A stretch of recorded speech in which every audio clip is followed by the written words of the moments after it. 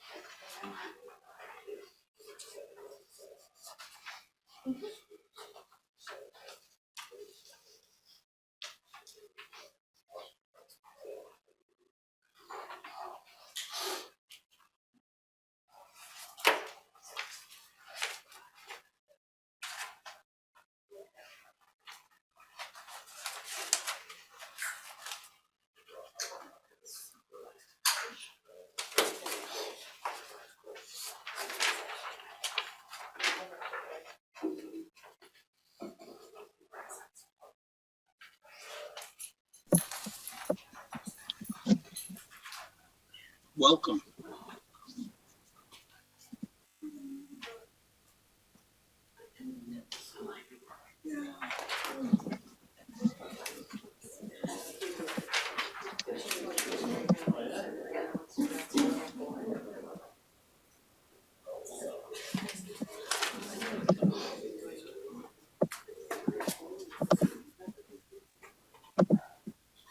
Hey, Johnny, foreclosures and tax write-ups. Is that only one in Oakland? No, because you have a mention. Right.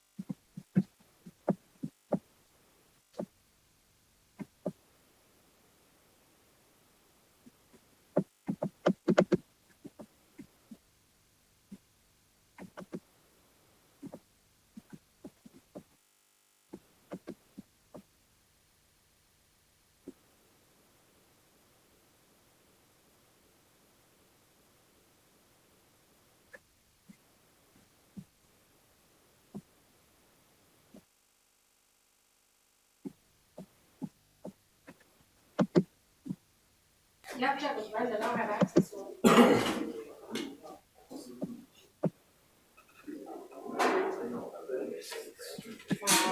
What's that? Flying blind. Yeah.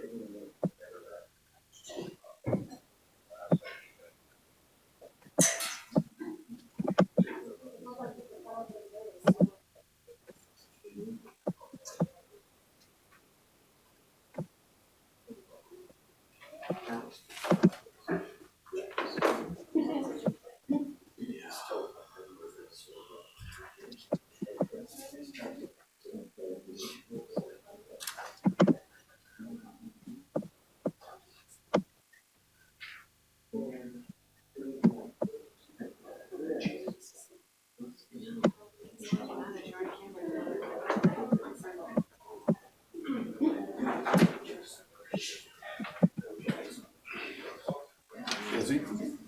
Yeah. Okay. Welcome to the March 21st, 2022 regular meeting of the Lyman Board of Selectmen. The meeting is a public proceeding and is being recorded. The agenda is subject to change without notice. Would you join me in the Pledge of Allegiance? I pledge allegiance to the flag of the United States of America and to the republic for which it stands, one nation, under God, indivisible, with liberty and justice for all.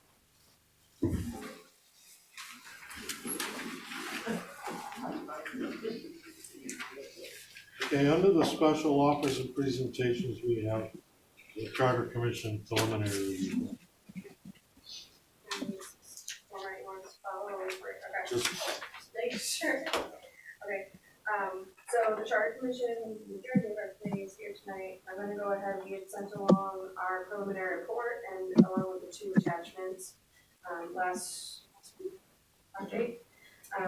So I'm just gonna read the preliminary report document, and then we just have a brief list of bullet points, that we'll touch on that highlight the major changes that we've proposed. So, to the voters of the town of Lyman, the town of Lyman Charter Commission, hereinafter Commission, submits this preliminary report of the draft municipal charter revisions that it intends to submit to the voters in November of 2022. The commission believes that the proposed charter will help the town of Lyman manage the expectations of municipal officials and officers, as well as meet future challenges and changing needs of the community. The voters of Lyman approved the establishment of a charter commission at our town election on June 8, 2021. Consistent with state law, 6 members were elected and 3 members were appointed by the Board of Selectmen to serve on the commission. An initial organization meeting was held on July 22nd, 2021, at which time the commission elected Jessica Pickard, Chair, Roger Hooper, Vice Chair, and Amber Sweat, Secretary Treasurer. A public hearing was held on August 19th, 2021, at which time the Charter Commission received input, opinions, and views from members of the public on the current municipal charter. Over the following months, the commission met regularly to discuss, draft, and revise charter provisions. The commission made every effort to be responsive to the will and suggestions of the community while remaining unbiased in their presentation of charter revisions for the voters to adopt.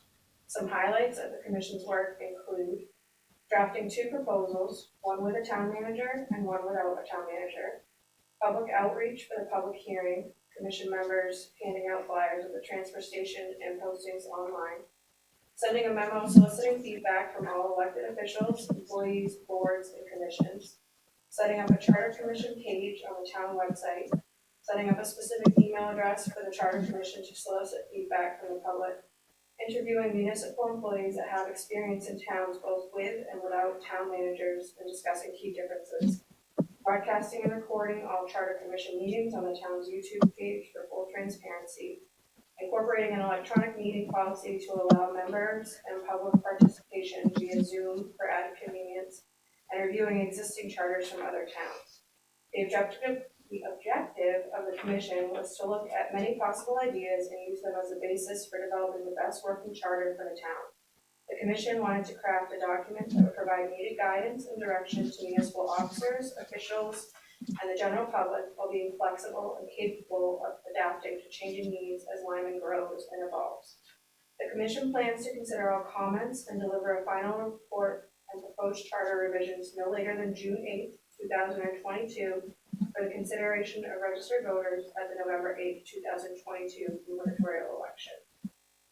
It's respectfully submitted from members of the Charter Commission. And then just to highlight, so there's 2 versions currently on the town's website. The charter has a page, if you go up in these committees, under the committees tab, we have a Charter Commission page. And if you click on that, both versions that we're proposing are bears documents. It's red. They're at the bottom of the page, so Okay. scroll down. So they're at the bottom of the page is PDFs, and people can also request a printed version. We can provide printed copies if anyone would like one of those. And just some major talking points of the changes that we put forward obvious, as I mentioned, one version has a town manager and one version does not. That's going to be something that will potentially be contentious with people, so we wanted to give the option, and I think that's the way it was proposed with the 2015 commission as well on the ballot. We went through, actually Rod Cooper specifically had gone through and really taken some time to update the town history, as well as include the charter commission history, where this would potentially be the second iteration of the charter. Based on state law that was passed in 2021, we incorporated gender neutral terminology throughout the document. We have a proposal for term limits for elected officials. We have proposed a consistent town meeting time in June. And we completely revamped section 4, which was the section that went through personnel policy, talked about a fair hearing officer. We're proposing a fair hearing board of people. We're proposing quarterly budget review in both versions. And then we've added a glossary as well as a new org chart. So for purposes of this presentation, we welcome any feedback or questions that anybody has. And then we also just welcome anybody to submit any feedback, questions, input. I know it's not the most leisurely reading to look at a document that's full of strike through and edits and highlights, but we welcome everyone's feedback because it's a really important document for the operations of the town. Does anybody else have anything that they want to add from the commission? Good, thank you very much. No problem. Appreciate it. A lot of reading. A lot of reading, for It's sure. a lot of, It's good reading though. the strike through function is saved as a favorite on my word, you know? Okay, cemetery committee? Thanks. Yes. I'm Katrina Randall. I'm Steve. Did you guys get a chance to read our proposal? The last meeting, on show, I didn't think anybody had read it before then. But see what we were trying to do. The proposal on tree removal in the cemetery? We want to get rid of the trees by the centennial, which is 2026. We have 15 plots left that I can't cut the trees in there anymore. They're too big or dangerous, or they'll fall and hit headstones or walls or whatever. So we have to hire somebody to do it. It'll probably take a bucket truck. We recovered 100 of them on our own, and they're done. All you have to do from now on is mow them. So you guys got, so I wasn't at the last meeting, but what did we bring, Steve? Was it, did you write up? Yeah. Yeah, And did you guys have a chance to? we have a proposed budget and we have reviewed that. We've also done some checking to see where grants can be applied for to offset the cost of this, and that is a work in progress. Can we get a go ahead with, I mean, we can't do a thing. No.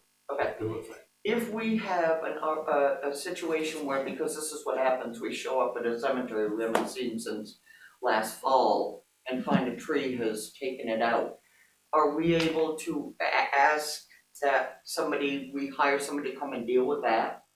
Or could you guys please think about that? If there's money in your budget, yes. If there's no money, No. Okay. Hey, all we're asking for is the money. So, Got these. That's all. so you need to meet up with us so that we can point you in the direction to find grants. There are some out there. You want us to go find the grants? Did you say? Well, yes, that is correct. Okay. Yes, but we're willing to help you find where they are. So you Oh, well, we get- can do that. I mean, So, yes, sure, do send them along, but Yep. it's exhausting work. Okay. Okay, thank you. Anything else? No. Sheila? Okay, thank you. Thanks, guys, for hearing us.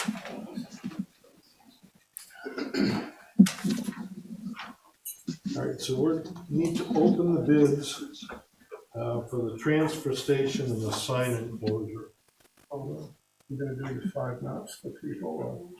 It is up next on the list. I'm sorry, It is next. I didn't read it. Oh, thank you.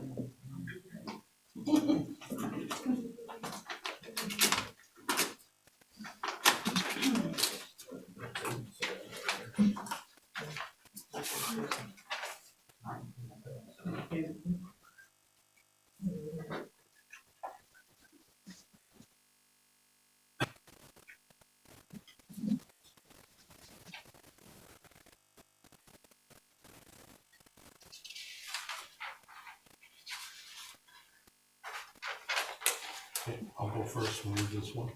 I don't know, I mean, what's that for?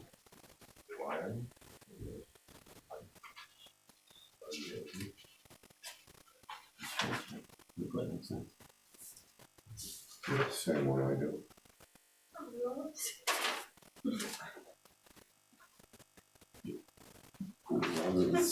Triple. Isn't it the same thing? Totally different. That's This has already been done. This is the But actual bid on thing? No, all it's three. not, this is different. Okay, I'll read the first one that I've got.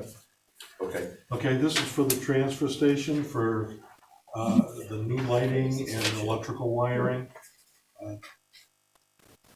To make it more efficient and better coverage, so that when we have nighttime hours, it's much safer.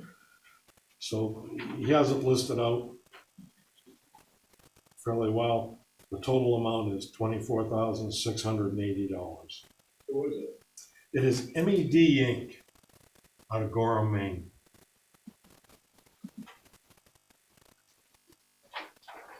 John? All I have, I've got the same thing Rusty does, I just have the bid specs, so. No, they're different. Yours You is got different bid specs? Mine was for power to the sign, which is already there. Get close. So. Oh, okay. The cost of wiring for insulation is described above in the boxes and all other conductors, this is for the salt shed, is $3,760.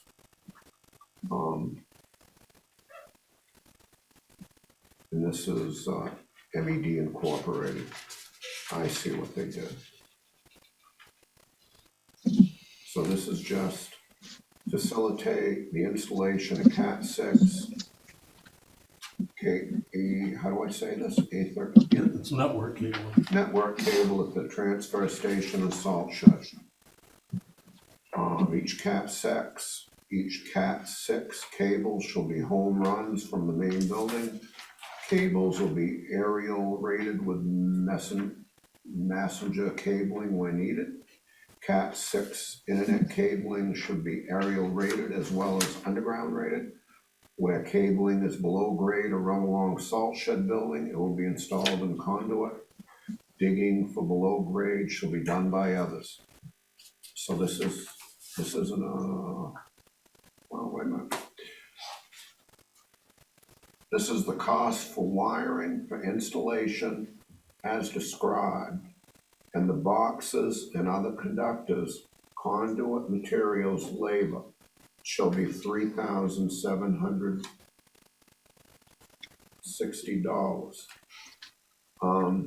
But as I read this, that does not include excavation. Correct. Okay, But there probably will be none, because it's all gonna go from pole to pole, pole to building, okay, and then the one place is along the salt shed. It will run along the base of the foundation, but it'll be in conduit. I got you. Oh, This is the main Highlands Contracting out of Beaver Cove, Maine. This is the project scope was to construct an enclosure and A-frame roof with a digital sign in front of the town hall to be done as follows. Enclosure will be an A-frame roof, an overhang on the sides, must allow for ventilation, must have access to the front and rear. Vinyl siding and roof shingles to match town hall will be constructed on top of existing concrete slab and tying into existing wall structure. $25,000, $25,875. What? For Garage. a roof over the side? Yo, Is that for the roof over the side? Correct. 25,000. You said these are cold. Quote, is that the Moose's You headlight? guys thought it might be about $500 to build that thing. Wait a minute. Tom, Tom, can you hear me? Yes, Are you referring to the sign out front, yes, $25,000? yes. Yeah, you meant round file that. That's, All I'm doing is reading the bids. no, are you sure the punctuation is correct? so Somebody else like to read these? we had one other quote we So got. if he was here, he could look at it. We had one other quote that we got almost 2 months ago, and it was for $2,300 for the same job. $2,300. I don't know why you don't have it, but you should have had that in the package. I don't have I will get it to you. This is $25,875. Yeah, You said it's quite a long ways to come to well, it is, yes. something like that. I Right. wonder why. We do have another one. It gets better. To facilitate the installation of Cat 6 Ethernet cabling at the transfer station and salt shed to be done will be as follows. Do I need to read all the specs? Okay, that one came to $37,975. And then electrical work and installation to add LED lighting as described below. Main buildings, recycling area, very extensive here. That's $88,975. Wow, okay. Yeah, if we can pass them out, we'll keep it all together. Thank you. Wow. Do you have a document that has something about the sign? Because it was 3 separate envelopes. You know, this one's electrical, but electrical's already there, it's running. Well, right, but that's the only other piece that I was given Yep. regarding the sign. We'll take that away. It's okay. It's okay. Thank you, sir.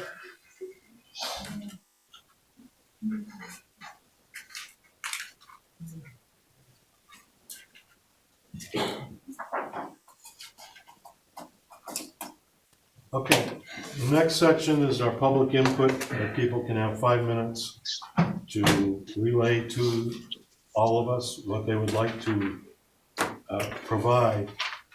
I'm going to caution you that you get to speak once, not multiple times, and to please be polite. Yes, Michelle. I have something I'd like to read to you, gentlemen. Integrity, honor, transparency, and the ability to remain neutral. These are things to me that are important to how I live my life. In June of 2021, I applied to be a member of the Ordinance Review Committee. After this hearing, the select board talked about needing volunteers and needing to get the board going. I was willing to give up my time and was actually looking forward to learning more about our town as it operates. September 2021, I received an email to review an ordinance, but with no information on what I was to review. After a month and a half of trying to get someone to respond to me and get the information necessary to start, I decided I wasn't going to fight to volunteer. So I submitted my resignation in November of 2021. Not one of you responded to the email with my resignation that was sent directly to you. A courtesy received would have been appreciated. Not once has my resignation been voted on in a meeting. But a vote to let me rescind my resignation has been to be reappointed has been done and is now awaiting signing of my appointment. My question regarding this matter is, what has taken so long? Why is no one speaking up to remedy the situation and do it legally and according to our charter? My other question is, why am I being talked about in executive session? I am a private citizen and it is illegal to talk about me in an executive session without me knowing or my right to be present when you are speaking of me. Talking about me because you are unhappy with how I admin a private Facebook page or what I post there is not a reason for executive session. It is an absolute abuse of power. A few direct quotes I'd like to read. I do believe that we need to listen to people and listen to what they say. If they want to look into changing ordinances, okay, I definitely think we need to listen to what people say. That's what we're here for. Another quote. The most important part is just listening to their voices, not throwing out their opinions because it's not your opinion. You represent the people, it's their opinion, and that should be your opinion. That's what being elected and representing your town is all about. I just feel that we need to listen to the people. Rusty, these are quotes from you on candidate night. Where were you protecting and standing up for my personal voice and opinions in an illegal executive session? Where are you protecting the voice of the people as you sit on the board? I was told by Bill in a phone call that you all agreed that he and Dave should have a cup of coffee with me and talk about things. Dave thinks I have it out for him and is not willing to vote me on ordinance review committee now. I was also told in the same phone call with Bill that if I met with him and Dave and could see things their way and agreed to run the page a certain way, he'd have Dave make the motion to put me on the ordinance review committee, which already was put back on with the rescinding of my resignation and a vote took that night. I've never felt so, excuse the word, icky in my entire life. Do you think that I can be manipulated or coerced is something I cannot even fathom. The ORC is a volunteer committee and I was willing to volunteer my time for you. And do you want to try to bribe me with a seat that by seeing things your way and running a private Facebook page the way you want run? That is inexcusable and beyond reprehensible. Needless to say, I did not meet anyone for coffee. Dave, I don't have it out for you. Actually, I very much wanted Cousins to be the town hall for some sort of community center. I even voted for it in the last town straw poll. If the rest of the board didn't know about any of this and it's a surprise to you, I'm sorry you're finding out this way. If any of you knew and said nothing to stop it, shame on all of you.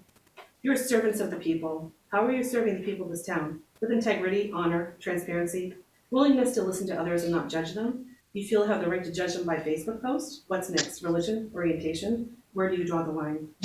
I respectfully ask you to make a final decision on my application in addition to the ordinance review committee tonight, publicly for all to hear. I will not have aspersions or coercions or dishonesty associated with my reputation and integrity. And Bill, if I have misconstrued or misinterpreted what you said in that phone call in any way, please do speak up and let me know exactly what you meant, as I do not want to wrongly accuse you of anything, and I will publicly apologize. Regards, Michelle Spelling. May I say something, Michelle? Yes. The cup of coffee, I knew about that, but that was for me and you to sit down and clear the air about my name being slandered on your site. Nothing. Wait a minute. There was nothing. There was no quid pro quo. There was nothing talked about to me about putting you back on. I actually voted for you to be on. So I didn't vote for you to get off. I didn't, want you not to come back. I had no opinion on that. So I'm not relaying the conversation that was had. I appreciate that. Okay, thank you. Does anybody else have any input at this point? Lee? Can I come up? Sure. I'm gonna sit because I've been on my feet for 12 hours now. Good evening. Dear Lyman Board of Selectmen, thank you for the opportunity to speak tonight. For those here in the audience and those watching at home who may not know me, let me introduce myself. My name is Lee Schatz. I've lived here in Lyman with my wife Jill and daughter Emily for 33 years. My wife is a third-generation Lyman resident. Sadly, it seems that Lyman has created its own version of the movie Mean Girls. There are individuals in this town who will lie, falsely accuse, and bully those of us who are detrimental to their narrative. They have no problem trying to destroy our good names and reputations at any cost. I will address this shortly. But first, a little background on me. I had the privilege of directing Lyman Parks and Recreation for 13 years until 2015. I've also served as a member of the Second Charter Commission, and most recently have been appointed to serve on the Ordinance Review Committee. I've been honored to work with many outstanding and dedicated Lyman residents throughout my many years of service to this community. I'd like to digress and take a few minutes to go back in time to 2011. That year, I was bestowed with the great honor of having the 2011 Town of Lyman Annual Report dedicated to me for my many years of service to the community. I'm not reading this dedication in search of praise, but rather to show folks here tonight, in the words of John Tibbetts, just what a disruptive and unprofessional person I am to work with. I'm going to take a few minutes to read this. Dedication. We respectfully dedicate this annual report to Lee D. Schatz, Lyman Parks and Recreation Director. Lee's volunteer involvement originated in Lyman when he joined the board of the Alpha Lyman Little League in the early 2000s. A group of Little League parents and volunteers in the Parks and Rec department came together to build a concession stand at Buckingham Field. That experience was so rewarding, Lee became a volunteer of the department and is still contributing today, 2011. Along with a group of dedicated volunteers, he has worked diligently to improve the condition of Buckingham Park in the town fields. This has included leading the renovation and expansion of an old building at Buckingham, which now houses the Camp Marlin Summer Camp Program of the Sanford Springville YMCA campers. Contracting with the Sanford Springville YMCA staff and oversee the operations of Buckingham Park. Installing the irrigation system at Buckingham Field and overseeing the maintenance of Buckingham, Bernier, and Chaplain fields. The Lyman Parks and Recreation Volunteer Committee continue to create numerous programs and activities offerings each year.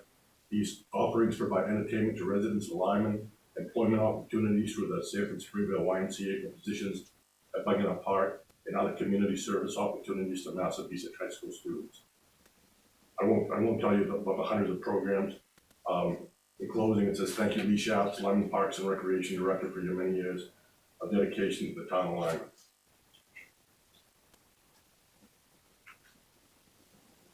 In February of this year, I was informed that the Ordinance Review Committee was in need of members. I applied, went through the vetting process, and was confirmed by a majority of the board. John Tibbetts was the opposing vote. This is where the fun begins. What I'm about to explain is a perfect example of why Lyman residents don't volunteer for town committees.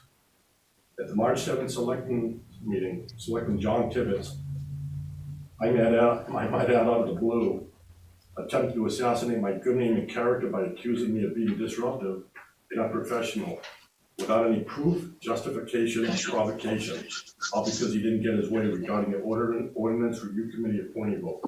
For the record, this is the second time in 7 years that Mr. Tibbetts has attempted to destroy my good name. What Mr. Tibbetts neglected to mention is that he and I had a chance meeting at Market Basket a few weeks ago, just after the board vote. He told me face to face that I indeed had his vote if his two choices had been approved by the board. John Tibbetts never intended to vote for me, period. Yet again, as he did back in 2015, Mr. Tibbetts lied right to my face and then proceeded to throw me under the bus in the public forum. It's my turn to set the record straight there. Mr. Tibbetts, you had no public opposition to my appointment to the Second Charter Commission, yet all of a sudden you have the audacity to call me disruptive and unprofessional. Mr. Tibbetts, in my 13 years as Parks and Recreation Director, I don't ever recall you attending a single Parks and Recreation meeting, participating in any one of the hundreds of events, or lifting one finger to help us make Lyman a better community. Yet all of a sudden you have the audacity to call me disruptive and unprofessional. Mr. Tibbetts, you played a major role in my separation as Parks and Recreation Director in 2015. Point of fact, Parks and Recreation was a great department until you became one of them. Parks and Recreation was a great department until you became part of one of the most destructive and divisive boards this town has seen in decades. Yet all of a sudden, you have the audacity to call me disruptive and unprofessional. Mr. Tibbetts has a long-standing history of playing both ends against the middle. I could take a page out of John Tibbetts' playbook, humiliate and embarrass him in a public forum like he tried to do to me on March 7th, but I refuse to stoop that low. Besides, John Tibbetts is doing a very good job of humiliating himself without anyone's help. Secondly, just about 3 weeks ago, and I wish Jeff Demers was in the audience tonight. Jeff Demers, a former Lyman Selectman and board chair, submitted a Freedom of Access Act request with the Selectman's clerk Donna, wanting to access my town personnel file. He made a special mention on the request that this information was very time sensitive. Remember, I have not been employed by the town of Lyman for almost 7 years. Coincidentally, Mr. Demers has retained the services of attorney Sigmund Schutz, of the prestigious Portland law firm Freddie Flaherty. Attorney Schutz is one of the finest and most knowledgeable lawyers on freedom of information and freedom of access issues in the United States today. Ask yourself, what is Jeff Demers looking for in my town personnel file? I asked Jeff the same question during a recent telephone call, and his reply, this has nothing to do with you. Well, then all the BS meters explode on our response. When I'm finished with my time, and again, I wish Jeff was here, I would have extended him an invitation to take the floor and address all of us and explain why, after 7 years of my departure from this town, why he wants to look at my personnel file. Might it just have something to do with the Ordinance Review Committee vote and the people who I associate with here in Lyman? Remember my Mean Girls analogy a few minutes ago, folks? In conclusion, what a coincidence that Jeff Demers and John Tibbetts both retain the same law firm of Freddie Flaherty at the same time for reasons yet to be determined. In spite of what John Tibbetts and Jeff Demers will lead you to believe, my reputation as a citizen of this community, a volunteer and paid employee for 13 years stands on its own merits. I'm extremely proud of my many positive and beneficial accomplishments and contributions to the town of Lyman, which will benefit the residents of this town for many years to come. Thank you for your time. May I respond? This is the public input time. I've got a public input, well, it's my turn then. Okay. What we get to, Okay. I'll go last. yes, Faith. I'm not a real political person and I don't come to a lot of these meetings, but every time I come to a meeting, things happen and I never hear answers or resolving. This young lady here tonight with her really powerful concern, you guys don't say anything. I'm like, how do you just drop that and not address it? Now, maybe there are forums, maybe there's somewhere that we can go that I don't know of, but it breaks my heart that this lady is so upset and nobody has a comment about it. I don't know if I just don't know where the resources are, but this is the second time I've come to a meeting where there's been an issue like that. I'm like, what? Hey guys, what are we doing? Do you know what I'm saying? Do I just not know the answer? Is there a place I can go? Instead of bitching, how do we fix things? How do we get an answer? I mean, my God. I mean, even Lee with his Mean Girls analogy. I don't know all the details of the nitty-gritty or political, but my God, recognize somebody who has an issue and say, and maybe you do. Maybe after the meeting, you go up to this young lady and say, let's chat. Let's get together. Let's do this. But to leave people hanging, that's how I feel right now, and I'm not even involved. And maybe that's why I don't even want to come to these things, because they're not fun, they're not enjoyable, they're not educational for our town, for our public. That's all I get to say. Unless you guys want to say something. Thank you. We appreciate your input on that, and all I can really say at this point is that when we respond back, it's got to be a board that's responding back, not an individual. And we can't always answer on the spot till we get to verify what we can say legally. Yeah, and that's great, but what's the forum that I'm gonna hear what the answer is to this young lady's problem? You're probably gonna see some of that tonight. Okay, good, Okay, good, thank you. okay. Yes. Go ahead, Scott. Celeste Nash, Cross Road. I just think that maybe, Bill, the whole board, I think that maybe if you would explain what the 5 minutes is about, you know, based on statute, based on MMA handbook for the board, maybe just a description of, my understanding is it's a time for folks to speak, but it isn't a time for back and forth. Correct. Okay, so maybe just explaining that, and Bill, I just have to say, if you do it for one, you have to do it for another. If you let Dave speak towards what someone says in the audience, you really need to do it for all. Thank you. Yes. Jennifer Fowler, do I need to tell my address and all that stuff? I can't hear Do you. I need to do my address and all that? Is that what Just it so we know who you are. is? Jennifer Fowler, Davis Road.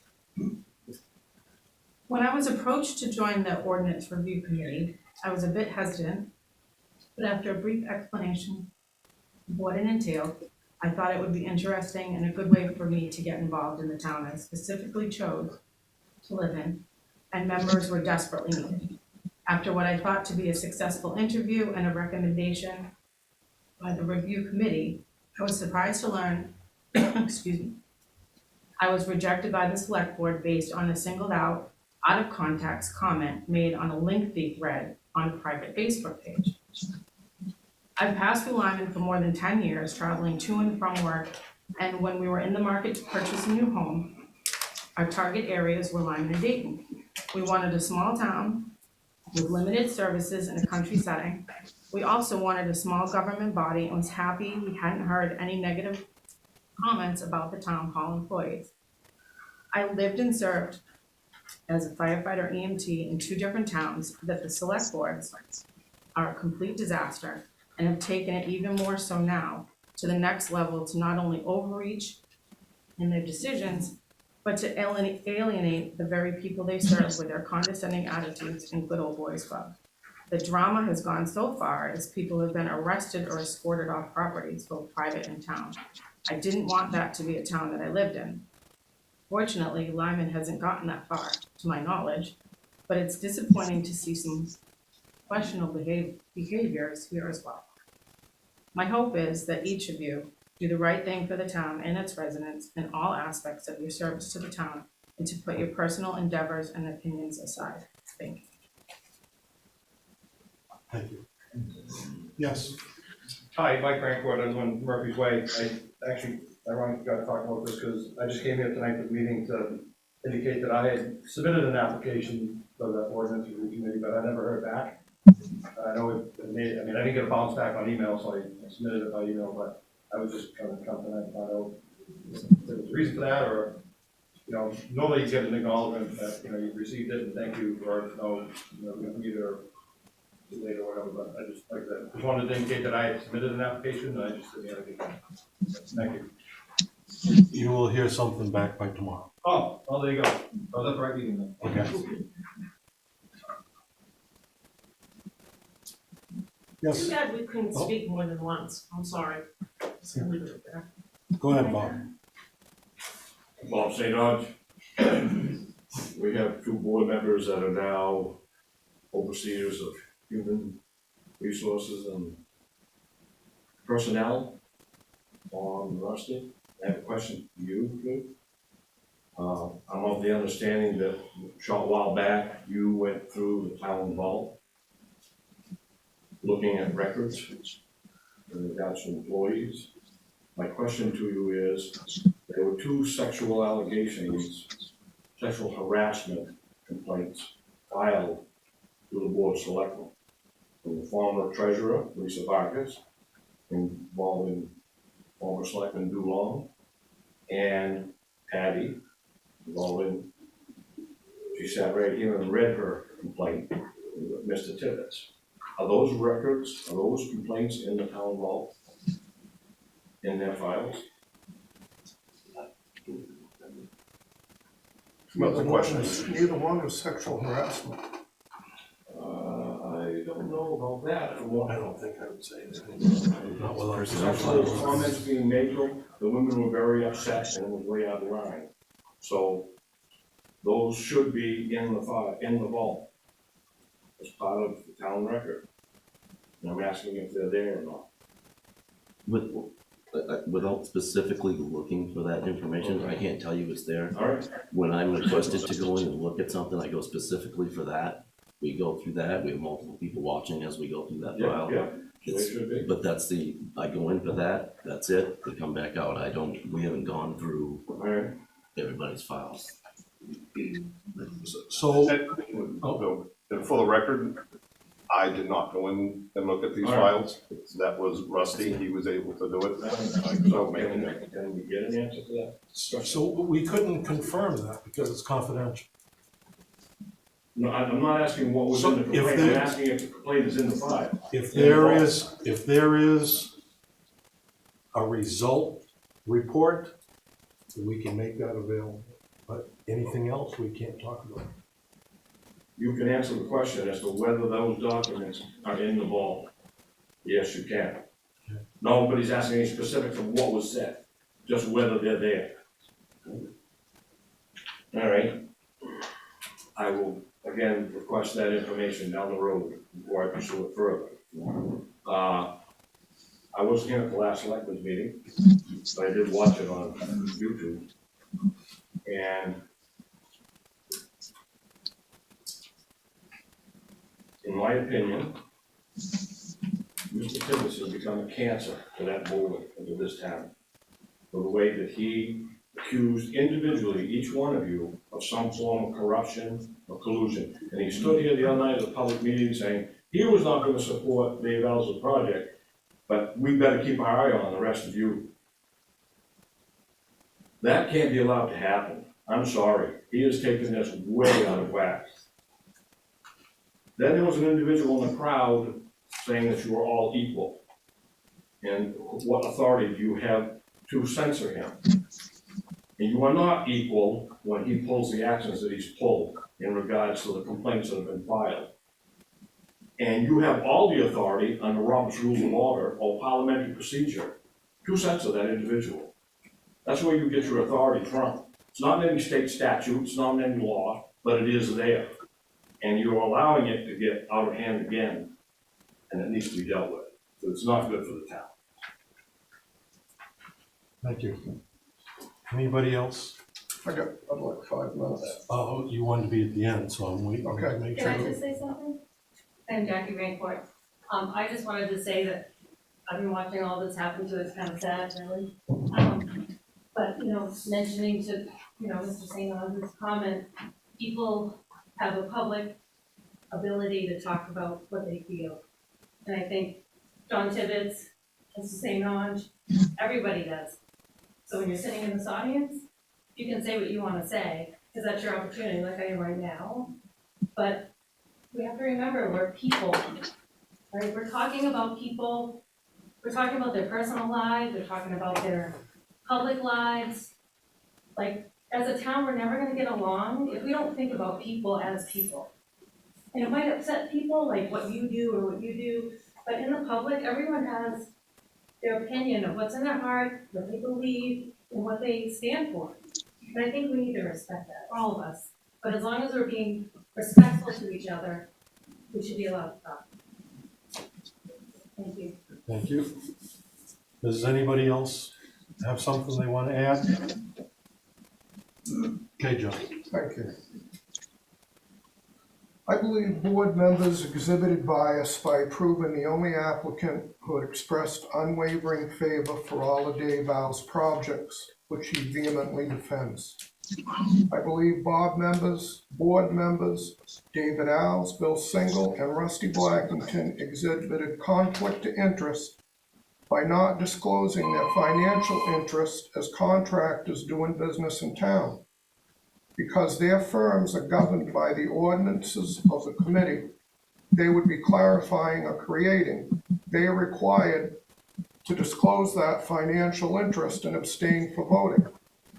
Board members did not serve the public interest because they didn't disclose Lee's prior select board's criticism he received related to genuine issues with his work performance. Quoted from Maine Human Rights Commission investigator Michelle Dion. Didn't disclose Lee's unsubstantiated human rights charges of retaliation he brought against the town in 2013 when he was reprimanded by a prior board for those genuine issues with his work performance. Didn't disclose in 2015 Lee applied pressure to the select boards to obtain a payout to resign in lieu of battling a nuisance lawsuit. I didn't disclose Lee's troubling history to the hiring committee, who they employed for the first time when evaluating volunteers.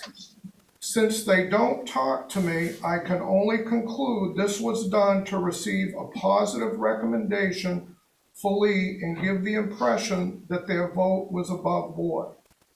Although my assessment of Lee Schatz is that he is unfit to serve the town of Lyman in any position, I mistakenly thought that all I could do was vote no at the time. I did not know what information I could divulge about Lee because he was a former employee. Since then, I have learned what I can say. I think we should nullify the vote by Selectmen on February 22nd, 22, approving Lee Schatz's application to the Ordinance Review Committee on the grounds that 3 Selectmen, William Single, Ralph Blackington, and David Alves did not disclose their financial interest as required by MSRA Title 30A, number 26.5, and abstained from voting. I believe the board's members exhibited bias and did not serve the public interest. by ignoring or voting against 7 qualified volunteer applicants, all of whom expressed that the town needs to adopt clear ordinances that do not conflict with our other ordinances, our comprehensive plan and main statutes, and by approving the only applicant who has expressed unwavering favor for all Dave Val's projects. Because the majority of this board have conflict of interest regarding appointing members to the ORC, I would suggest to revote as a whole all applicants who were either ignored or rejected or approved on the Town Lyman Ordinance Review Committee. This will remove any questions of bias and conflict of interest of any one individual. John, can I ask you a question, please, if you don't mind? Sure. So are you saying that I'm making money because Lee might be on an ordinance review committee, or I'm paying him in some way, he's making money? Can you just clarify that? Absolutely not. I'm just citing the ordinance. It's right in the MMA manual. I quoted it directly, Dave. But you're saying there is a conflict of interest. I'm just curious where the conflict is. Would you like me to read it again? No, definitely not.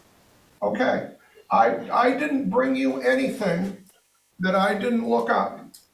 Everything I've given you tonight is from my research and facts I've found. Okay. May I ask a question? I would rather You not. accuse him of conflict of interest. What is it? What is it? Yep. I'll read it to I'm a you. contractor, so I can't vote on a person to be on an ordinance committee? I build decks for a living. Like, come on, dude. Okay, all right. This is fucking wild. He had, all right, he had his input. Okay, I would like to move on, please. Answer's term. Before I go on, is there anybody else that would like to have some public input? Okay, thank you. We're gonna move on to. Okay, John, where did it go? To the mail. We have I'd like some public input. Dave, coming up in 1 minute, okay? There are several letters from DOT, et cetera, that are in online, available for everybody to read, and from Charter Communications. And then I have one letter from a lady here I would like to read before we get into the next section. This is from Carrie Jo Sampson. It says 44 Reagan Lane Road, Lyman. She says, I'm a proud military veteran. Integrity is very important to me, so is honor. For the ability of this process we get to experience at every board or committee meeting. Honor for every individual and their right to be heard, and hope that the residents of this town are as good as I believe, and that these meetings, which are meant to better the town, can also see better from its residents. I enjoyed talking with folks after the last select board meeting. I may not agree with all you said, and I'm sure you didn't agree with all I said, but I appreciate that we both listened and treated the other person with respect. Why isn't that the same mentality used during these meetings? That brings me to my comments at the last select meeting that I wanted to readdress. When I said I was appalled at the meeting I had attended, I was mostly referencing the hostility in the gallery. I understand people have grievances and concerns. What I don't understand is how quickly it goes from comments to mudslinging. Comments such as, we're taxpayers so you answer to us, or slanderous comments implying corruption with no supporting information. Yes, you have the right to speak your mind. What I am saying is yelling and derogatory comments just deteriorates any progress or solution you may want. If any board member responded in any manner to your outburst, there would be outrage. You've asked for a code of ethics for all town employees to be held to. I wonder if the gallery will also adhere to these during meetings. It is clear at these meetings that there are long-term friendships, maybe some old grievances and disputes between residents and board members, none of which should have any bearing on these meetings from residents or board members. Comments about one board member smirking, but no comment when another board member winked to a friend in the gallery. Childish. Everyone here is intelligent, has life experience, and understands the democratic process. Use it. Make your statements and leave the personal grievances out of it. A reminder that board members like you are also residents and taxpayers. Yes, the job behind that desk is working to better the town, but they are also people. Please try keeping both in mind. The other concern I had at the last meeting was regarding the statement made by one of the board, in that it was made as a selectman and not during the public session. It was the final comment in which you slandered members of the council to include these words. I didn't see the word courage on your campaign ads. What was the point of that? I can say, to me, slanderous remarks like that make everything else you say irrelevant. Lastly, I would recommend to the board, before the public speaking portion of each meeting, that you make a statement each time and publish on the agenda along the lines of, this time is for public comments and questions. Questions will not be answered by the board during this meeting. They will be addressed by the board as a whole, and the board will present its answers or findings by the next scheduled meeting. If the board is unable to answer the question fully, an update will be given at that time. So we go into the next section, which is complaints. And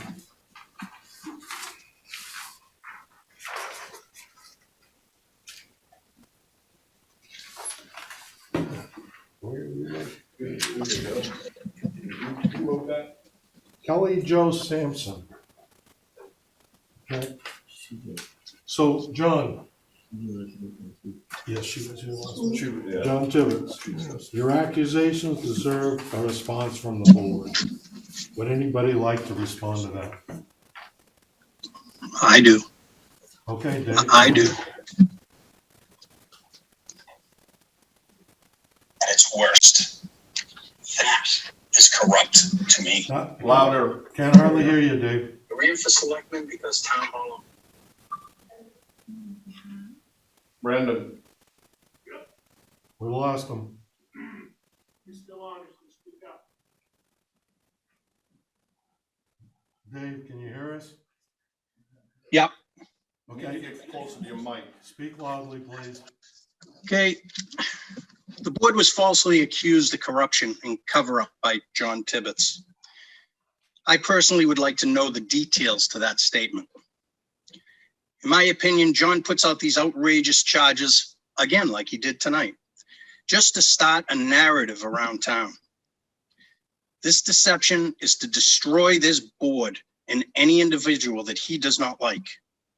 This is politics at its worst, and that is corrupt to me. I ran for selectman because town hall employees were being bullied and threatened. John was the chairman. John accused this board of coordinating votes. That's not true. John personally told me when he was chair, the way around the three-person meeting was to speak at one at a time, then get consensus on the vote. That sounds like what he's accusing this board of. We don't do that. We get consensus on day-to-day operations of town hall or the town in general. We do not coordinate votes. You called Lee Schatz unprofessional and disruptive. The same can be easily applied to you, John. You stated information that seemed to violate any non-disclosure agreement that may have been made. Town council should be informed of your public comments. Please do. This was 8 years ago. I had no knowledge of any of this. But once again, you seem to be involved in some town turmoil. I would like to know a little bit more about what your involvement was. Why is your vote better than anyone else's on the board? You seem to criticize when the vote does not go your way. In my opinion, you are the only one who has tried to coordinate votes. Like the vote of changing the town clerk from elected to appointed. You spoke to me on several occasions. You explained why you wanted to do it and pushed it forward. I voted against it. Please, tell the town residents what you told me and why you were pushing this forward. And maybe the town clerk should be in front of you when you do. You say that the board does not answer questions during the 5 minute of input. It was my understanding that this was the time for public to speak, not a Q&A session. When there are questions to be answered, it should be answered not by a board of 1. We are a board of 5. It should be put on the agenda and then discussed. If I'm wrong about this understanding of the process, please let me know. You say we violated our oath and we should be embarrassed. In my opinion, you've been a part of changing ordinances and weaponizing some to hurt certain residents. Is that the corruption and cover-up in violation of your oath you're speaking of? You mentioned my slogan. My slogan was a time for change. The change was to stop the bullying of town hall employees. In my opinion, you are the only sitting selectman that has been accused of anything. In my opinion, the last 2 or 3 ordinances that were changed under your leadership potentially inflicted undue burden of cost and potential loss of some of the residents' property rights. That's why I'm so passionate with the Charter Commission. I also believe that they were changed by a few to affect specific landowners. Is that even legal?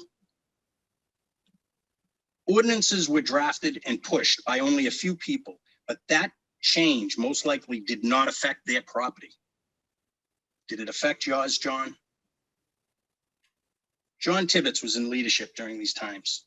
In my opinion, there were some controversial changes to our ordinances, and the timing of the changes were very suspect. These changes helped his friends, and that was more important to him than making sure that the people that it would negatively affect be notified and given the respect they deserve as taxpayers. Is this the coordination you speak of? I have the duties of the selectmen that I believe I am fulfilling. John Tibbetts has tried to make an issue of this board not having MMA training, which is parroted by his support team. I looked into that, and it seems we all have been trained. But John's training was done in 2014. He tries to give the public the illusion that he is the only one that looks after the town. I have volunteered for special assignments when asked, such as a liaison to KRT, the company that was hired to do the revaluation for the town. On 8/17/2020, the town assessor read his resignation in public on YouTube. Maybe you should rewatch this and remind yourselves what this town went through during John's tenure of being chair. Is this the corruption and the condescending talk you speak of, John? The assessor agreed to stay on for 2 weeks and then come in as needed to work through any issues with the revaluation. John walked him out the door 2 days later. Was there a vote taken to approve this action? Did you do it unilaterally? Was there an exit interview so the town could assess where they were in the process of the revaluation? I believe this unilateral action required immediate removal from office. Why was John allowed to do this and keep his position? This created tax chaos and many questions. John then went on to blame the assessor for all the issues. After that, he decided to publicly state that it was the fault of the reval company and they were unprofessional, a word John seems to use often, but won't apply it to himself. Never once did I hear him take any responsibility for his actions or lack thereof. These actions set off a series of events that, in my opinion, put the town at risk of multiple lawsuits from employees to outside contractors.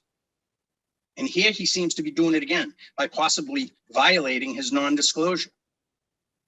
In my opinion, this is not the first time John has violated his executive session material. This board had to deal with the chaos created by some of your past actions. Employees resigning, We had no assessor. This led to the tax bills not going out or taxes not being collected in the proper time frame.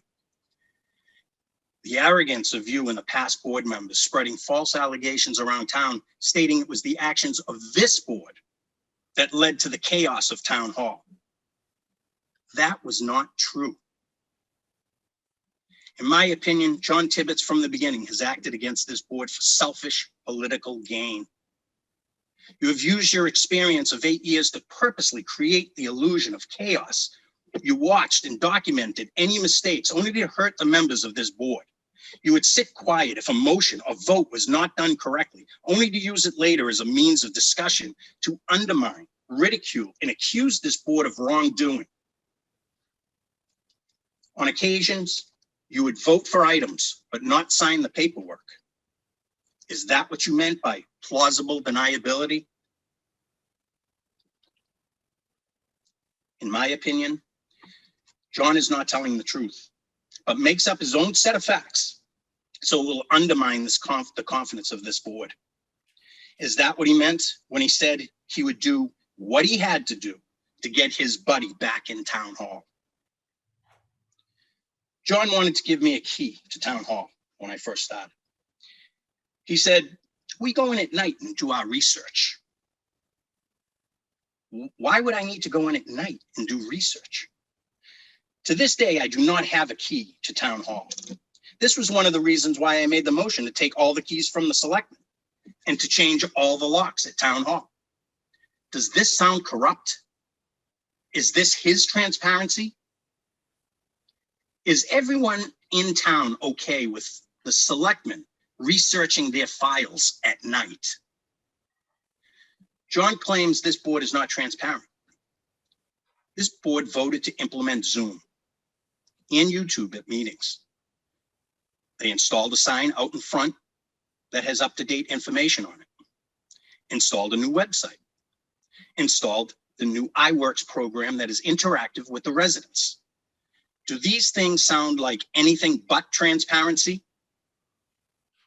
Although the sign was controversial, in the end, I voted for it. At the time, I thought it was going back to the voters. But it was John Tibbetts that said, I know how to get around the vote. Take it out of the capital improvement fund and the residents won't know. Does this sound like he was against it as he leads people to believe? Is that transparency? Nope, it's not. That's his 8 years of experience working for the residents of the town. John told me he never turned on his computer 7 years into his term. Why? Because of plausible deniability. That's a quote from him to me. Is that his transparency? John accused this board of improperly speaking in executive sessions. And I will, on the side note, I don't remember speaking about Michelle in executive session. And if we did, then the board needs to publicly apologize to her. If there was speaking of that, he never spoke out during these sessions saying anything was wrong. He always participated. But it's now the rest of the board that is doing something wrong. I personally have been lied about, slandered, chastised, ridiculed, defamed, and much more, and it just stays online. Somehow John, with his 8 years of experience, is a victim. A victim of what? In my opinion, I do not believe he's working for the best of the town, but working for a few friends in town and wants to get power back. Yes, power, a word that the Charter Commission struck from the revised proposed charter. There is no place for someone in public office if they want power. That's why I am for a town manager, to take some of John's so-called power away. I tried to work with you, John, anywhere I could. You can't deny that. But here you go again with false accusations. You just throw them out there to try and make yourself a hero of the town and a victim at the same time. Why? Why? Do we really have to go through this in public meetings? You mentioned your 8 years on the board. Our roads are not the best they could be. The transfer station is almost in complete disrepair. You claim the ordinances are in desperate need of updating. What did you do for 8 years? I have another question. A selectman tried to contact the ZBA chairman while there was an appeal on a residence project. Was that you, John? Did you try to interfere with an application before the town? Is that corruption? Is that ethical? Is that transparent? Is that working for the residents of the town? If it was you, John, you should be removed from office. The ZBA chairman had the professionalism not to accept any discussion on the matter and reported it as such. I am not embarrassed, nor should the people that voted for me. My intentions are honest, and I have worked hard to keep my promise and oath to the town. I learn every day about this position and how this board can make it better. But the way you conduct yourself by, in my opinion, abusing your position is getting very tiresome, and it needs to be called out every time you do this from now on. I do believe you should be embarrassed by your actions. In my opinion, you have used your 8 years of experience to undermine, set traps, and make false accusations instead of being an elder statesman, helping the board with necessary guidance when the need exists. And you should have been working for the good of the town instead of working for a few of your friends. Another reason to have term limits. You made a statement that we all hate you. I do not hate you, John, but I do think the residents are paying attention to your actions as well as your false accusations. In closing, in my opinion, it seems that the person doing the disseminating of all this false allegations is the one that needs to be looked into. Thank you. Thank you, Dave. Tom? This is to the citizens of town of Lyman from myself. This is my opinion. This is the minority report rebuttal from March 7th Board of Selectmen meeting. I am not a fan of gossip, slander, or accusations. Generally speaking, when this type of communication surfaces, those being affected must respond, and by doing so, take valuable time away from the business which needs to be accomplished. However, I feel the need to respond to the highly inflammatory and false accusations made by Mr. Tibbetts on the March 7th board meeting. 8 months ago, I was sworn into office as a selectman to the town of Lyman. When I ran for this position, I campaigned with the words truth, honesty, integrity, ownership. For me, these virtues still exist, and I use them to serve in this position. These values have been tested at almost every board meeting and dealing with past practices from former boards. I've attempted to form my own opinions and decisions based on facts and regulations. Due to the employees' discontent, my top priority were to work with staff to find a way for them to feel valued and safe in their workplace. Make the town of Lyman be an employer of choice. And employ people who want to be part of the team. As a freshman selectman, I realize there are many things to learn. I have attended MMA seminars, searched to find needed information, and asked many questions. But you know the best source of information? Experience. When I came to the board, one of the first statements I made to the members was that we need to work as a team. I also stated that if we did not all work as a team, it would be difficult to accomplish the business of the town. John, as a senior selectman, your role should be to mentor. Instead, you choose to undermine us at every turn. You have shown time and time again that you are not a team player. You have worked against the members of this board and at times have set us up to fail. You have used vulgar language in a public meeting. You have walked out of an executive session, and you have conspired against this board towards your own agenda. I call that disgraceful and embarrassing behavior. I have asked you many times, what is your end game? I'm still not sure. Going back to my earlier remarks about my top priorities in regards to making the town hall a safe place to work, John, you were part of the reason town hall employees did not feel safe. Townspeople have forgotten how the town almost lost its CEO because of the bullying, harassment, and intimidation that was taking place by former select board members, including yourself. You do have many years of experience in town government and could be an asset to a freshman selectman like myself. I have listened, agreed, and sometimes complimented you on your knowledge and insight. But then you go and either pull out a prepared statement, for example, the motion for the marijuana moratorium, or set us up to fail proper procedures for executive session, like at the last meeting, after it was stated that we did not have the proper MRSA citation to go into an executive session for personnel matters. I asked for the motion to be qualified. John, you responded, quote, "Yep, qualified, please and thank you." And then when we voted, you voted no, knowing that it was improper procedure. This is a perfect example of when you could have helped to educate us, you instead chose to sabotage us. Set up? I think so, and I said it that night. I called you on it, and I will make sure the minutes are corrected to show that we did not go into executive session to discuss personnel matters. Please don't tell me the way you have behaved is not personal, because in my opinion, it's clear that it is personal.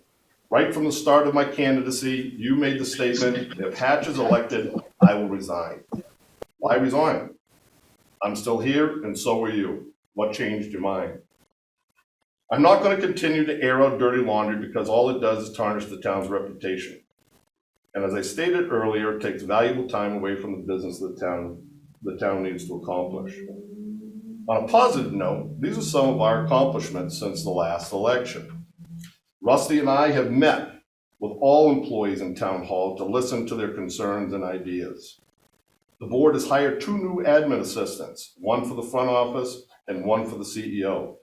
We made it possible for the CEO to continue employment in a safe, non-bullying, non-harassing workplace. We approved cameras in the public hallways to enhance safety in the town hall. We introduced Zoom, an interface town website, and an informative electronic sign. We have made upgrades to the old broken down furniture the employees were using. We are working with the new road commissioner to devise a plan to repair years of neglect of the infrastructure at the transfer station. We are attempting to build committees that will work for the people, with members who are non-biased and have no personal or neighborhood agendas. We have retained all of the current employees in town hall and made it a better and safer place to work. Decisions of the board may not make everybody happy all the time. However, if we were working as a fully united team, we could accomplish so much more than we are currently. Case in point, creating and updating policies and procedures such as a board code of ethics and select board meeting protocols that have not been addressed in years. How do we possibly move forward as a select board? I think we should begin to work as a team, develop meeting protocols, create board of ethics, continue to develop policies and procedures for staff, and continue to foster open communication between the board and staff. Thank you.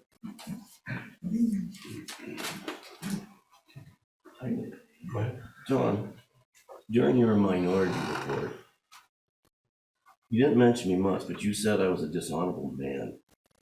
Do you believe I'm a dishonorable man? Am I responding to that right now? I'm asking. I think you've gone along with some real questionable decisions that I wouldn't have seen you making a few years ago. And it caused me to question it. So you feel that way? Okay. Go along with the positive things that Tom said. We did the Zoom meetings to get things out to the public as much as possible.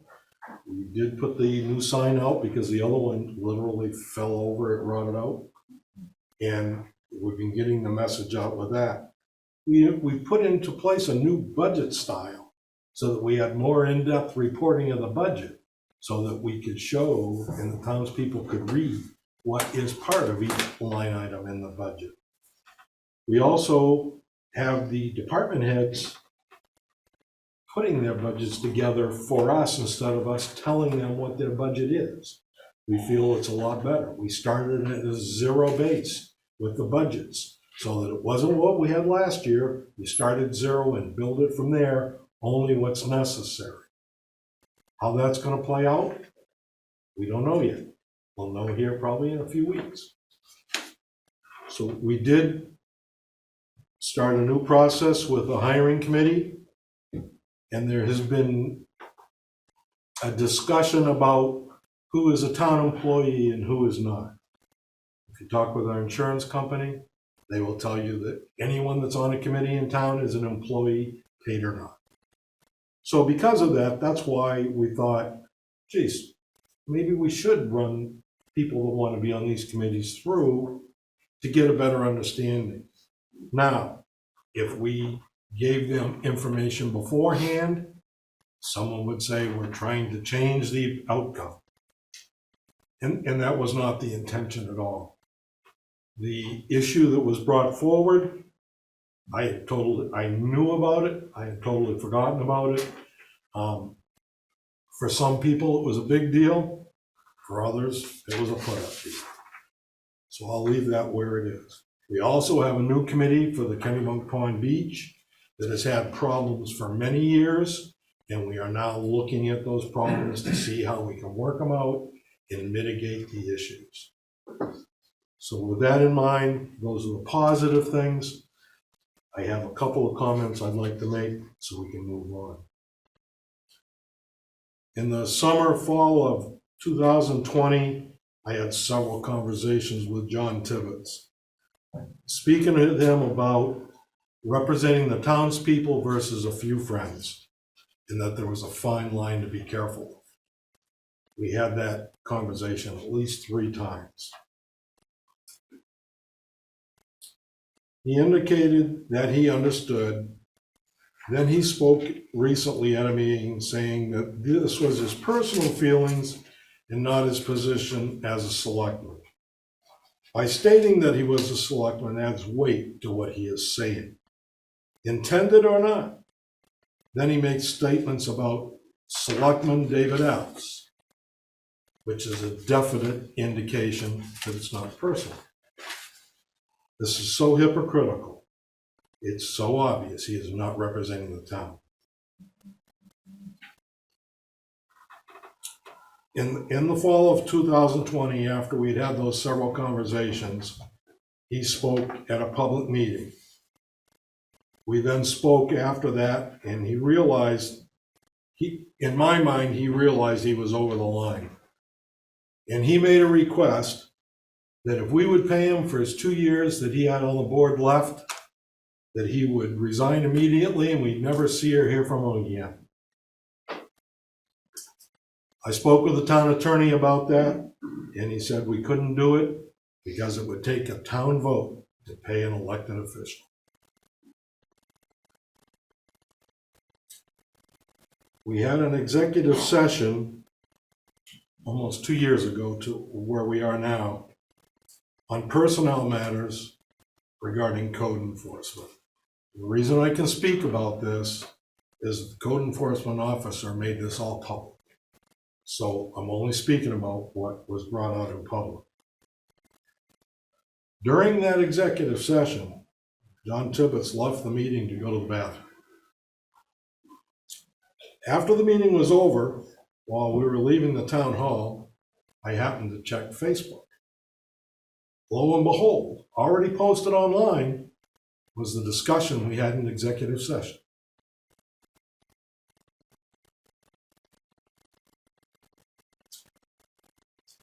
John Tibbetts has commented to me in the last 5 years that I've been on this board, mostly at the beginning couple of years, that there was a problem with the town clerk and we needed to change the job from elected to appointed to solve the issue.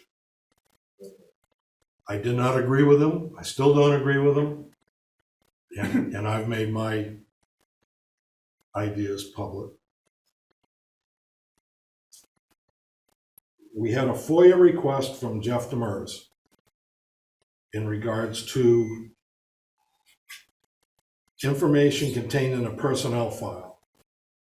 Jeff was not a selectman at the time of this issue, and therefore would not know what was in the file unless someone else who was a selectman at that time spoke about it, which is illegal because it's considered confidential. John Tibbetts was a selectman at that time. I have not been able to find anything online that the Human Rights Commission wrote that had anything to do with about the comment that he brought up that they were looking for in that freedom of information request. That tells me somebody spoke out of turn. Last meeting, John said that we are wildly over budget. We had a budget meeting last week, and John was asked the question, what are we over budget on? He brought up, we're over budget on the legal budget. Amazing. The legal budget is overdue. Why? We had several hearings by the Zoning Board of Appeals for John Tibbetts, Jeff Demers, and Dave Doolittle. The cost of those meetings was $7,000. We have expended $15,000 out of the legal budget. If you take out the $7,000, that puts us at $8,000, which is $2,000 under the budgeted amount. What more can I say?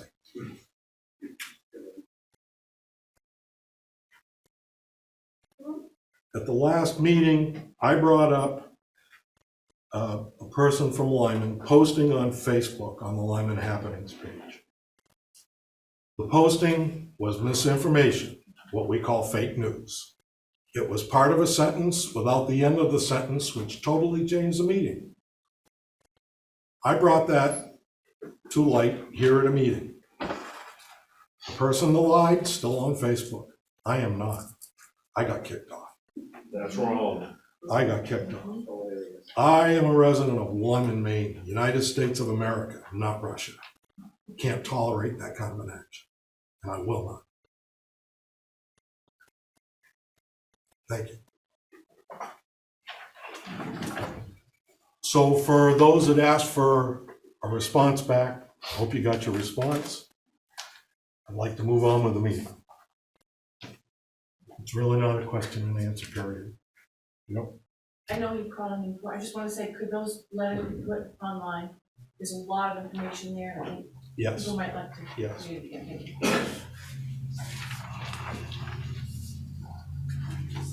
We have a complaint from Paul Burdine at 195 Kennymount Pond Road. And he came in to complain about speeding near his home and also about trash left out by his neighbors, which blows in his yard, and a TV that has been sitting on the side of the road for months. I'll pass that on to Patty to see what we can see with that and what the Sheriff's Department and State Police know about the speeding issue.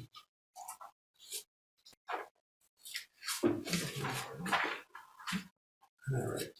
We have the minutes for the March 7th meeting to approve.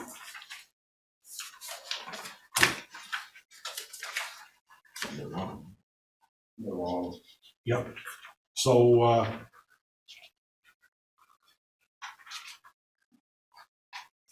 we're gonna, we still need to vote to not accept them. Then we can send them back. I'll make a motion, we don't accept. A second. Okay, any discussion? All those in favor? Dave? Okay, 4-0. No response from Dave. I will tell you, just so you know what. Sorry, the button was clicked, sorry. Just so you know what it is, there's a section here that we went into executive session. John objected because we didn't have the state statute and section number for personnel. And it was to speak with Morris St. Clair. And Morris St. Clair said he'd speak in public. The whole discussion was held in public. We don't want the minutes to represent public. So that will be fixed for the next meeting.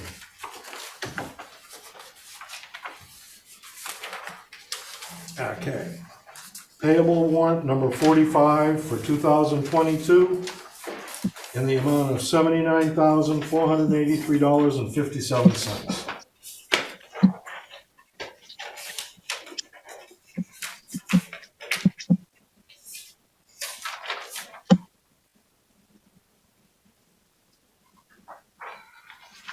Read that number again.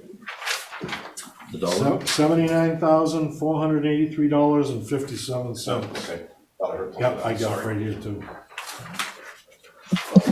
Number. As written, I'll make a motion as written. Second. Seconded by John. Any discussion? All those in favor? Dave? I don't have it in my paperwork. Okay, that's fine. Sorry, 4-0, that's fine.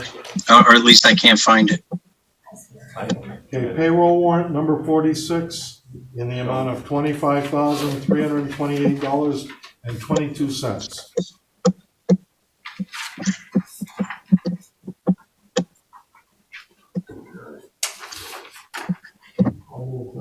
Yeah, I'll second it. Motion's been made and seconded to approve payroll warrant 46 for $25,328.22. All those in favor? Aye. 5-0, thank you. All right, so we have a folder here.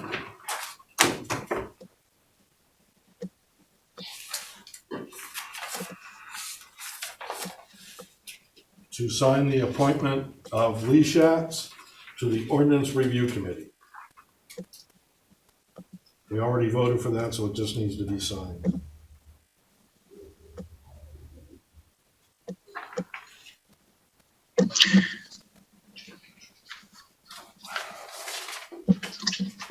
I think whether that gets signed or not, we need to have more discussion on that outrageous comment by John and having to do with some sort of conflict or whatever. It needs to be discussed. Okay. Are you looking to have that discussion now or at another time? It doesn't have to be now, Okay. but it should be fully vetted and discussed. Okay.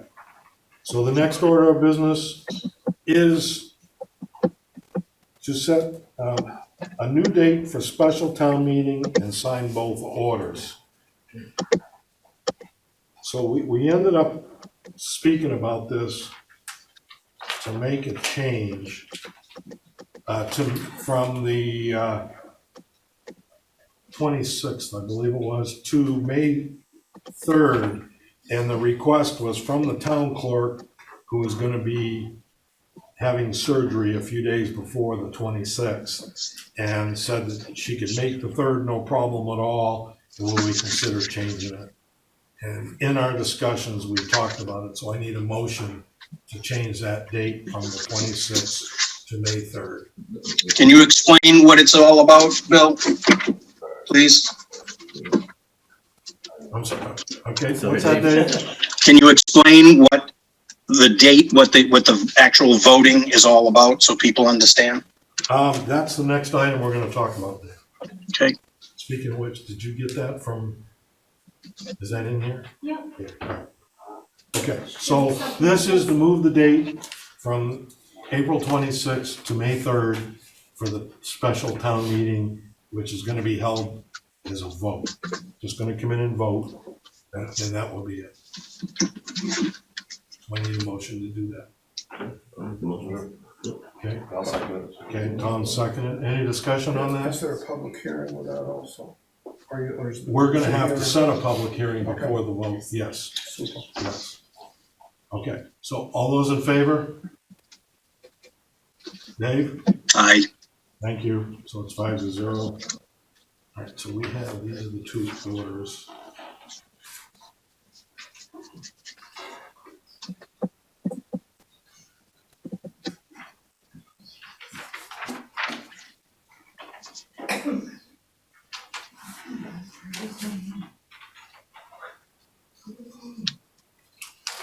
Bill, what are special meetings for? We're gonna get that to you in 1 second.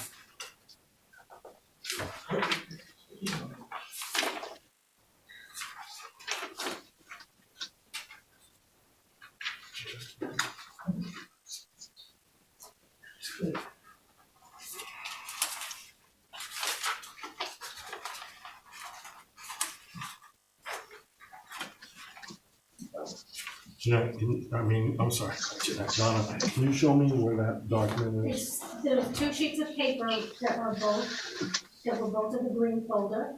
Each one has a sign here sticker. Yeah, One of them is just for the date, the other one has the question. I'm sorry. I thought they were both just duplicates. Okay, so the referendum vote for the meeting on May 3rd is, shall the town vote to appropriate and transfer $20,000 from the professional services account to the personnel account?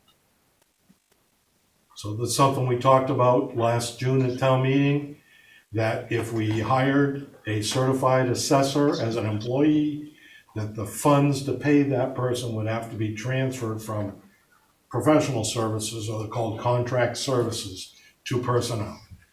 And that's what we're asking for, is to transfer those funds. It's no additional money. It's money that was already approved. It's just a transfer from one line to another. Does that make sense to everybody? And there'll be a public hearing. We will have a public hearing on that. We actually probably should set that, because it has to be at least 7 days before the vote. So I need a motion to accept the wording on the referendum. So, And Rusty seconds it. Any more discussion on the wording? All those in favor? Aye. Thank you, Dave. Okay. Is Tony Vigu here? There you are. Incognito. Okay. Tony Vigu has been our representative to, is it Charter Communications? This week, yes. Spectrum, somebody anyway that controls the internet and TV around here. And he's gonna give us a report on an invoice that he sent us and tell us where we stand with all of these fun things. So please. My area of expertise, folks, first of all, I'm a resident of the town of Standish. Been on various boards and committees with the town for 30 years. I've worked for 20 years for the city of South Portland doing their community television and franchise renewal policing. Dealt with 5 different cable companies in that period of time. I've either recorded or personally overseen the recording of over 5,000 meetings in my career. And I want to tell you folks, what you're going through is not unusual. It's at the back of the room, listen. It's called growing pains. One of the first things I did when I came before the selectmen was to encourage them to include in their franchise agreement with Charter a cable channel to be able to share with the folks at home what the selectmen are doing at the town office. And over the period of time, it's gone not only from cable, of course, to the internet. And in the meantime, Charter, and before them, Time Warner, dragged their feet on the franchise renewal. They don't like the protections and benefits that the town wants to have. And these protections and benefits in the franchise agreement were agreed to with the main model franchise back in 2005. When Charter moved in and bought the franchise agreement from Time Warner, they bought 190 of them in Maine. So they own 190 franchises in Maine. Comcast owns 15, Beeline Cable owns 5, Pioneer Broadband owns another 10. So there's a few little guys out there, but the biggie in Maine is Charter. And it's basically a virtual monopoly. And so when they fold their arms like the big gorilla in the room and say they don't want to do something, it just takes time to overcome that. Sometimes it takes legislation. We've passed 2 bills in this period of time to overcome some of the things that they didn't want to do for the towns when the process of introducing a 3rd bill was next session. So that's basically my speech, where I come from. The town hired me in 2015 And I've worked off and on since then with the town, back and forth with Charter, with the franchise agreement, trying to get the best deal for the town. Worked with your town attorney over all this time because he has to make sure all the T's are crossed and the I's are dotted. And at this point in time, we're ready to send Charter another version. They have sent us one with a lot of red lines through it, which we didn't like. Worked with the town attorney, we decided what we're gonna send back, and this was last fall. Over the winter, there's been some changes in the law. I don't know if you've been watching the news, but there was a pro rata bill where the cable operators were, if you called up and told them you wanted to stop your cable service because you were moving, they continued to bill you until their next billing period, okay? Well, they can't do that anymore because we got this bill passed now that says they have to disconnect and stop collecting from you as of the time that you tell them. So we're continuing to work those issues. And those kinds of things, since last fall, have to go into the franchise now before we send it back to Charter to make them know that we're aware of the state law and we're not going to allow them to do these kinds of things anymore. So right now, I sent a list to the selectmen that I thought should be looked at before we send the next version back to Charter saying, we don't agree with your red lines, this is what you need to do. I'm happy to work that through with your town attorney. Here we go, more legal bills. But I can tell you that I do most of the legwork in this, and my fees are much smaller than his are. And I'm happy to do it. I've actually done many hours for you folks at no charge. And I do it because it's something I carry around in my head. I know how to do, and I know how small towns work. And I love helping small towns. My wife doesn't agree with me all the time. I'll tell you that right up front. But your wife's not Shelley from Time Warner. No. Shelley and I are like this. Because I got some information from her this week about that public channel for the town to use. Yes. She said, absolutely, no problem. Yeah. But they're gonna bill you for it. Yeah. So it's gonna be an additional charge, and it's like, that's their mantra. no, you know, I can't do that. Yeah. Anyway, but neither here nor there. So these are the kinds of things that I've been working on for the town. I'm happy to carry on doing that. If you folks want to have your attorney take it over from here, that's fine too. There's also a group, the GP-COG folks, Greater Portland Council of Government, 14 towns in the Portland area that are working together as a group to negotiate common franchise with Charter. And I offered, well, it was Lisa then, the opportunity to go with them. I could step back and let that go, but I guess you didn't. So I'm still available to help you if you want me to continue. So the invoice that is currently outstanding, I'm in no hurry to collect on. In fact, I get calls from the towns all the time. Once you send us your invoice, please, we're going into the next calendar year. So, yeah. Does anybody have any further questions for Tony? Great explanation, thank you. Yeah. No, we appreciate you coming in. We hated to drag you out. Well, I was very pleased to see this, and I'll tell you, it's part of the growing pains. And I will also leave you with one final thought. Sunshine is the best disinfectant. Okay. Why am I here? Note that down on one of the notepads. I don't need to write a note for that. I'll take any questions. He did. I'll take any. I'm good. Thank you. Thank you. Okay, We will get you your money. Whatever. Okay. Thank you for taking the time, though. Anytime. Okay. Thank you. Good luck, folks. Thank you.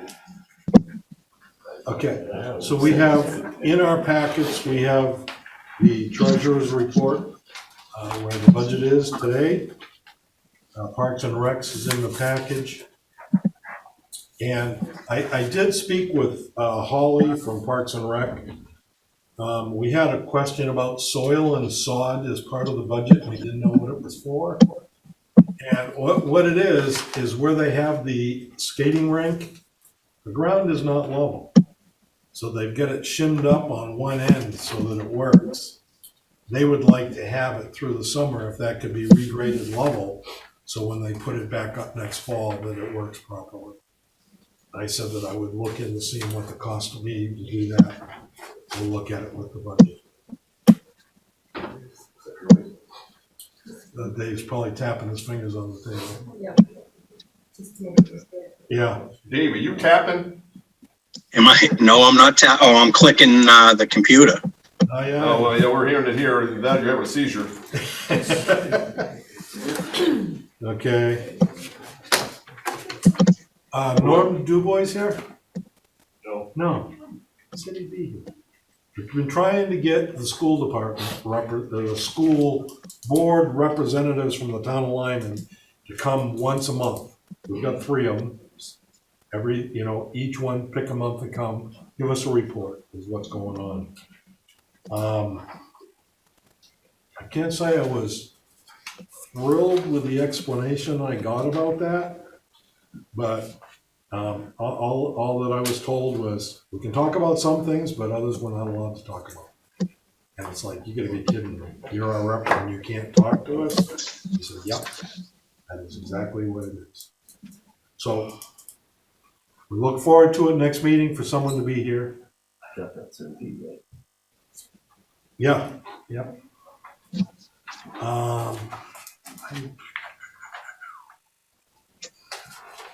This is, actually, if we can take a second, I missed something when we were opening bids.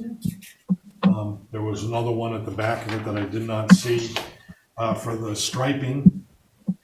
Brad, can you explain what it is for the striping? This is zebra striping? Is that the one just for the crosswalk striping? That's what zebra does. They do the crosswalks, the arrows. Crosswalks, yep, Yeah. turn lanes, et cetera, Yeah. yep. They've been doing it for years, and they're using the state protocol, just like most striping companies do, just like the sweeping companies do. The state sets a budget number and they work with that, within that same number. And that's all we have for pricing is just from them. Yeah. So, They include the transfer station too, though? I'm sorry? Does it include the transfer station also?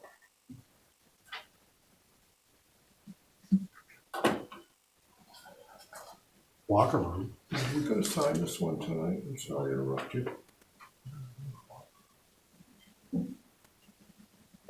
We approved it last time. Transfer station is on here. What are they doing on Walker Road, Bill? Turn lane arrows on Walker Road to turn onto Old North Berwick You guys Road. agree with Dave? You're not gonna sign Cross-hatched that? area, it says. Yep. Yeah. That's right. Yeah. Didn't you? I mean, Dave? Yeah. I mean, that's what I thought. So the price, Ask him. the price to do that striping is $1,785.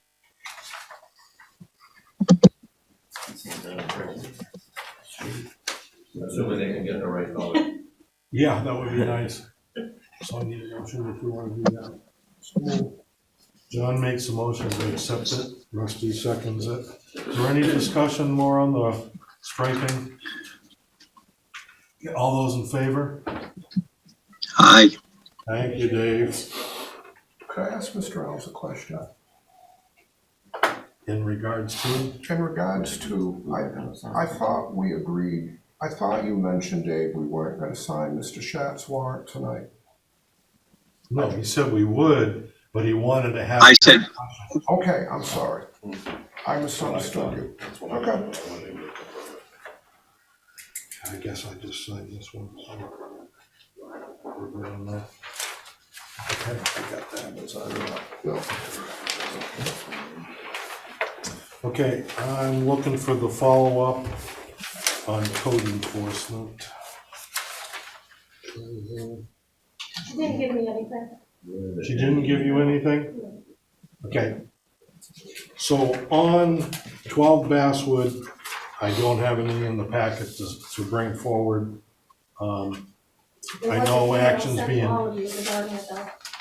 being taken on that to get it resolved. What was on Saturday? There was an email that the code enforcement officer sent to me to forward to you regarding that. Yep. That was the follow-up, so. She wanted us to vote on getting an attorney involved. Yeah. See you later. Oh, how do you guys feel about that? Yeah, I move I, Just give her the authorization necessary to take care We of it. need to put that to rest. I agree. Yeah. I agree. So you make that motion, John? And Rusty seconds it. Is there any more discussion on 12 Basswood? All those in favor? Dave? Yeah, I'm good. Okay, thank I'm you. good. Okay. Okay. We don't have the title and section to go into executive session to discuss these last two matters that have to be done there, so we are at the end. So I need a a motion, we Yep. So, second, all those in favor? Aye. Aye. Aye. We are adjourned.